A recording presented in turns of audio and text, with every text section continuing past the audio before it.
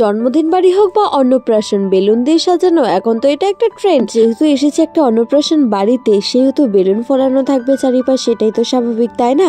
এবং এই বেলুনগুলো ফোলানো দেখে বাচ্চারাও কিন্তু খুবই মজা পাচ্ছিল এবং এখানে খাওয়া দাওয়ার তোড়জোড় শুরু হয়ে গিয়েছে এবং বাচ্চারা খেলা করা শুরু করে দিয়েছে এই বেলুনগুলো নিয়ে। অবশ্যই এখানে অনেকগুলো বেলুন ফাটিয়েও দিয়েছে। আর হ্যাঁ, বলে রাখা ভালো, আজকে কিন্তু অন্নপ্রাশন না, অন্নপ্রাশনটা হচ্ছে কাল এবং আজকে রাত থেকেই কিন্তু শুরু হয়ে গিয়েছে তোড়জোড়। এবং এখানে কিন্তু আমরা সবাই মিলে বাচ্চাদের সাথে মিলে খেলতে শুরু করে দিয়েছি বেলুন নিয়ে।